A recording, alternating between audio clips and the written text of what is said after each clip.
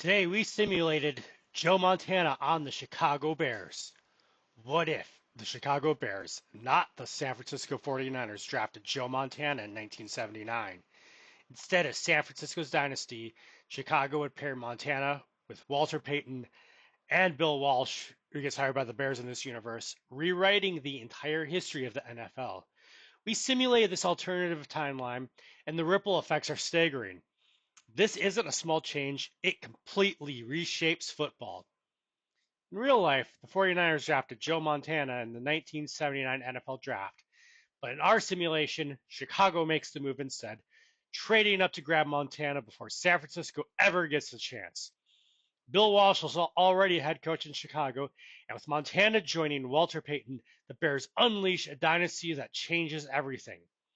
Let's walk through the top 10 ripple effects year by year. Number 1, 1979, the switch.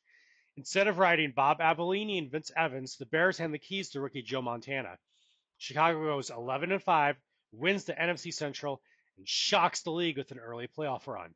Number 2, 1980, early contender. Montana grows into Walsh's West Coast system, using Payton as both runner and receiver. The Bears go 12-4 but lose in the NFC title game to Dallas. Chicago is no longer a joke. They're scary. Number 3, 1981, first ring. Chicago beats the Cowboys in the NFC Championship and stuns Pittsburgh in the Super Bowl. Montana becomes the youngest quarterback ever to win a Super Bowl, while Payton dominates as MVP. Number 4, 1982, strike year dominance. In the shortened season, Chicago goes 7-2 and wins another Super Bowl, beating Washington. By the end of 1982, Montana already has 2 rings. The 49ers dynasty never starts. Number 5, 1983, stacking titles. The Bears draft deep speed threats for Montana. With Payton still in his prime, Chicago wins another Super Bowl, their third in 5 years. Montana is the face of the NFL. Number 6, 1984, perfection denied.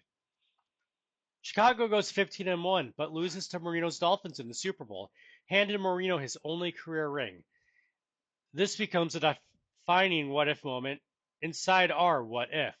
Number 7, 1985. The iconic Bears upgraded. Instead of Ditka's McMahon-led team, it's Montana, Payton, and Walsh leading the 15-1 Bears. They dominate the Patriots in the Super Bowl, nearly identical to real life, except Montana is the legend. Number 8, 1986. The Giant. The Bears are upset by Parcells Giants in the NFC Championship, with LT pressuring Montana all game. It's the first sign that the dynasty can be cracked.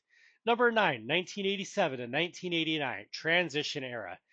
Payton retires in 1987. Walsh steps away after 86. But Montana keeps Chicago competitive.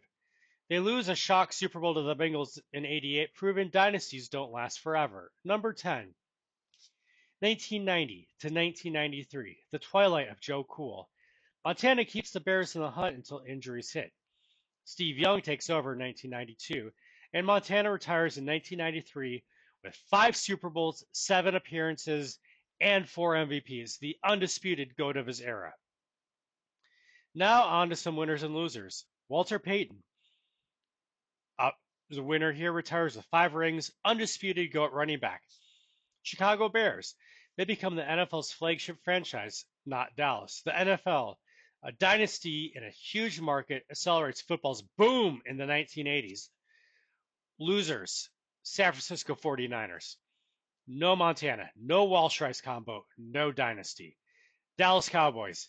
Tom Landry retires with fewer rings. The America's team branding fades. Pittsburgh Steelers. Their 4-ring mystique is challenged by Chicago's rise. Mike Ditka never coaches the 85 Bears, becomes a forgotten footnote.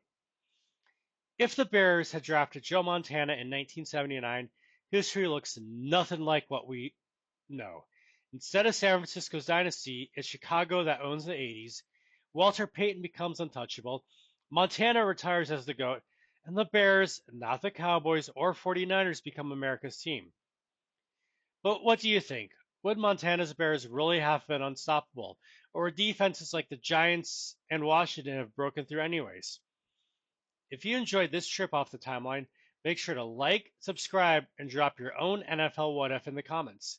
And stick around because next time we're simulating an even wilder alternate history.